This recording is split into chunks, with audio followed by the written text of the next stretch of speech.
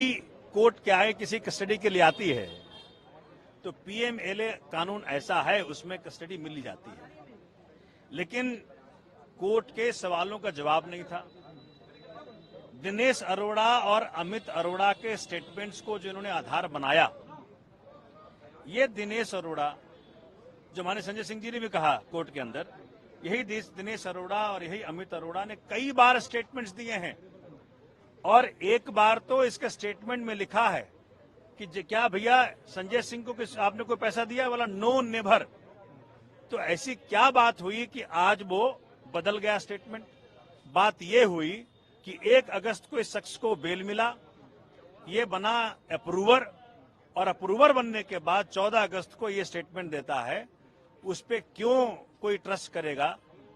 वो नेचुरल सी बात है, किसी का तुम कान फाड़ोगे, किसी का दांत तोड़ोगे, किसी के परिवार को धमकी दोगे, आप इस शर्त पे कि भाई तुमको तभी छोड़ेंगे जब तुम इन व्यक्तियों का नाम लोगे।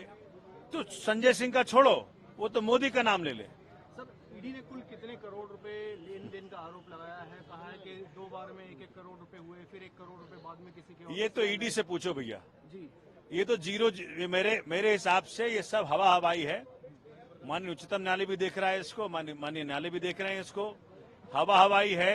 एक नए धेले की रिकवरी नहीं, एक नए धेले का ट्रेस नहीं, एक नए धेले का एविडेंस नहीं। तो कौन किसकी पैसा? ठीक है सर, जो बयान जो 27 मार्च को हो चुके थे, मार्च में हो गए थे कई लोगों के, उसके आधार पर कोई कार्रवाई नहीं की गई, रखा रहा। अब आकर कार्रवाई की गई। इस पे बचाव पक्ष का भी सवाल था, कोर्ट का भी सवाल था। उसके बारे में ईडी ने एक एक्सप्लेनेशन दिया कि भी उन्हें धमकी दी गई थी कि बहुत सारे इन्फ्लुएंसर लोग हैं, उनका क्या किसी का नाम ना ले। सर, ये क्या मामला है? किस वजह से ऐसा ईडी को कहना पड़ा? आपको लग रहा है कि इस देश में इन्फ्लुएंसर संजय सिंह और सोमनाथ भारती हो सकते हैं? इस देश में इन्फ्लुएंसर वो होगा जिसके हाथ में आज ईडी है, सीबीआई है। वो इन्फ्लुएंसर हैं, वो पावर लगा रहे हैं, जोर लगा रहे हैं कि तू इनका नाम ले, तू इनका नाम ले, तू इनका नाम ले। तो ईडी के सारे आर्गुमेंट्स ध्वस्त हैं। 5 दिन वेट करो, सब काम हो जाएगा। उससे पूछा गया कि भाई आपने को संजय सिंह को पैसा दिया, तो कहा नो नेवर। ये ऑन रिकॉर्ड है कि नो नेवर। तो वो स्टेटमेंट का मान्यता नहीं है। लेकिन ये एक्यूज्ड टर्न अप्रूवर की ये स्टेटमेंट की कहाँ मान्यता है? कि माननीय उच्चतम न्यायालय फैसला करेगा और माननीय न्यायालय फैसला करेगा। सर, 2 ट्रांजेक्शन की बात की गई, 1 करोड़ और 2 करोड़, टोटल 3 करोड़ की बात भी की गई। और ईडी द्वारा ये भी कहा गया कि कहीं ना कहीं जो मोबाइल है वो सीज किया गया है, उसको डेटा उसका निकालना है आगे चलकर। किस तरीके से देखते हैं ईडी? तो माननीय न्यायालय ने पूछा ये बात कि जब फोन तो आपके पास है तो डेटा क्या निकालना है? उनके लिए संजय सिंह की कस्टडी क्यों चाहिए आपको? इसका जवाब नहीं। तो ये सभी बातें ऑन रिकॉर्ड हैं। और वो कह रहे हैं कि भाई हमने सीडीआर लिया है। और मैं आपको बता दूं, सीडीआर एक मोबाइल टावर का होता है। उस मोबाइल टावर के इर्द गिर्द ही वो व्यक्ति होगा। तो संजय सिंह के घर के बगल में मनोज ये तिवारी का भी घर है। तो क्या तिवारी से मिलने गया था वो आदमी?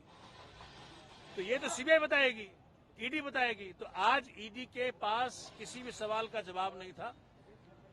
आज ये बहुत दुखद है कि उस शख्स को ये प्रताड़ित करने का प्रयत्न कर रहे हैं, जो कि इस देश के अंदर कमजोर की आवाज, देश के जन जन की आवाज पार्लियामेंट में उठाया और मोदी जी को मजबूर किया कई बार। पहले सदन से निकाला और आज जेल भेजा। लेकिन सच जल्दी बाहर आएगा, ये आपको मैं वचन दे रहा हूं। आपकी तरफ से आगे क्या कोर्स ऑफ एक्शन होगा? क्या आपका कोर्ट जाना है अभी, या क्या कानूनी तरीके से? अरे भाई, ये पहले प्रूफ तो कर लें। इनके पास कोई सबूत नहीं है, धेले भर का सबूत नहीं है, 1 पैसे का ट्रेल नहीं है। ये सब हवा हवाई है पूरा केस। ये इसीलिए किया जा रहा है क्योंकि एक व्यक्ति है इस देश के अंदर जिससे माननीय मोदी जी को डर लगता है, उसका नाम अरविंद केजरीवाल। और उसी का परिणाम है कि उनके साथियों को तंग किया जा रहा है। अन्य गिरफ्तारियां भी होंगी? अरविंद केजरीवाल ने कल कहा कि और भी गिरफ्तारियां हो सकती। भाई देखो, राजा साहब का मूड है। अब राजा साहब जो चाहे करें, लेकिन देश की डेमोक्रेसी, देश का प्रजातंत्र, देश का संविधान, देश का कोर्ट इस बात का फैसला करेगा कि सच हो और न्याय हो इस देश के अंदर। कानून को ताक पर रख करके कार्रवाई की गई। आज ये कोर्ट में बताया गया कि ड्यू प्रोसेस ऑफ लॉ को फॉलो नहीं, इन्होंने फॉलो नहीं किया। ना कोई नोटिस भेजा, ना कोई समन भेजा। एक बैग जाकर के किसी के घर में आप उसको अरेस्ट कर लेते हो। इस बात को आज कोर्ट में रखा गया और कोर्ट ने इसका संज्ञान भी लिया। बहुत दुर्भाग्य है कि इस प्रकार की हरकतें मोदी सरकार अपने राजनीतिक प्रतिद्वंदियों के खिलाफ ले रही है। हताशा की स्थिति है, निराशा की स्थिति है। ये दिनेश अरोड़ा का स्टेटमेंट कई बार हो चुका। एक भी बार, इनफैक्ट ये ऑन रिकॉर्ड है, आज संजय जी ने कोर्ट के अंदर भी ये बात कही कि कभी भी उनका नाम नहीं आया।